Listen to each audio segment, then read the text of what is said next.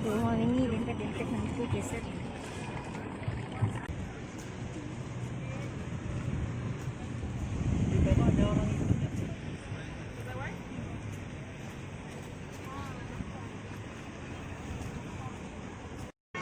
Lihat, lihat.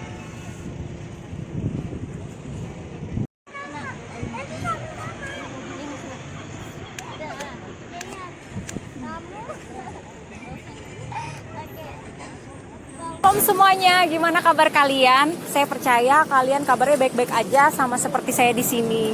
Jadi ini kita lagi ada di Amsterdam dan tadi anak-anak seneng banget habis ngasih makan burung di sana.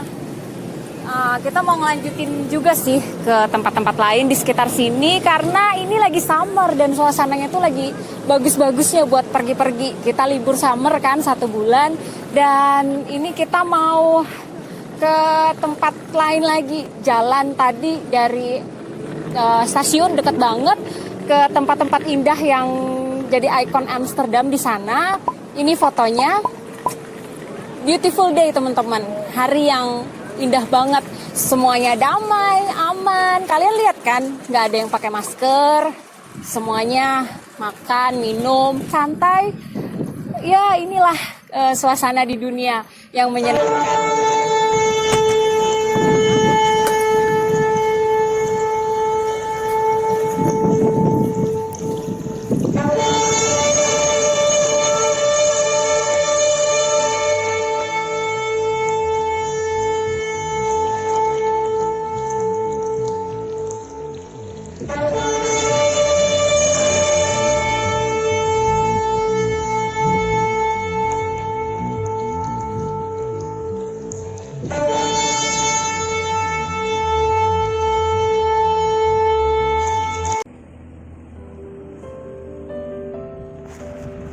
Nah, jadi itu tadi kira-kira keadaan dimana kalau Tuhan datang dalam sekejap mata saja semuanya berubah.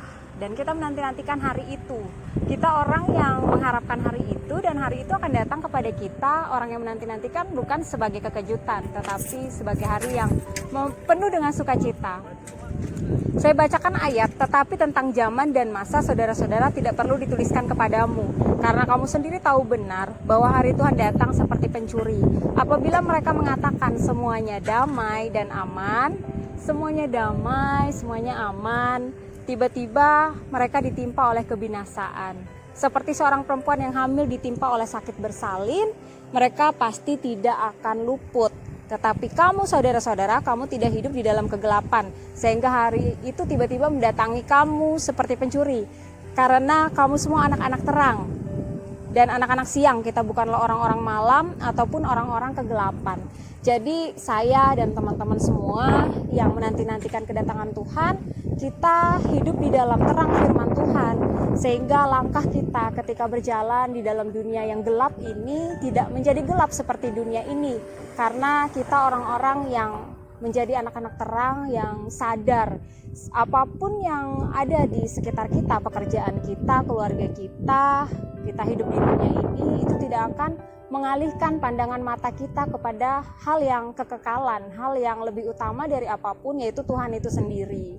Saya baca juga di dalam Lukas pasal 17 ayat 26, dan sama seperti terjadi pada zaman Nuh, demikianlah pulanya kelak pada hari Anak Manusia. Mereka makan, minum, mereka kawin dan dikawinkan sampai kepada hari Nuh masuk ke dalam bahtera, lalu datanglah air bah dan membinasakan mereka semua. Jadi jelas banget firman Tuhan bilang seperti pada zaman Nuh, kedatangan anak manusia Tuhan Yesus seperti pada zaman Nuh. Exactly the same like Noah age. Jadi seperti pada zaman Nuh. Demikian juga seperti yang terjadi di zaman Lot. Mereka makan dan minum, mereka membeli dan menjual, mereka menanam dan membangun. Itu adalah kehidupan yang tadi saya sebut di awal. Beautiful day, sunny day, semuanya baik-baik aja, semuanya sedang biasa-biasa aja, normal day. Tetapi pada hari Lot pergi keluar dari Sodom, turunlah hujan api dan hujan belerang dari langit dan membinasakan mereka semua.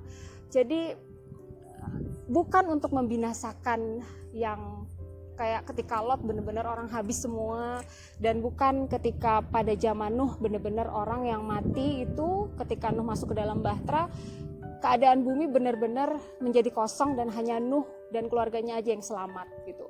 Tapi ketika antikris itu nanti bertahta, masih ada orang-orang yang tadinya suam-suam kuku, tapi karena menyadari bahwa semua ternyata benar seperti firman Tuhan katakan, tergenapi seperti firman Tuhan sudah nubuatkan, kira-kira orang yang menyadari hal ini bertobat teman-teman, dan mereka nanti akan melalui masa siksaan, melalui masa penderitaan, tapi kita akan terangkat. Orang-orang yang menanti-nantikan kedatangan Tuhan akan terangkat. Saya yakin sekali ketika kita menjaga hidup kita berkenan kepada Tuhan setiap hari. Saya juga, sekali lagi saya katakan, bukan orang yang sempurna.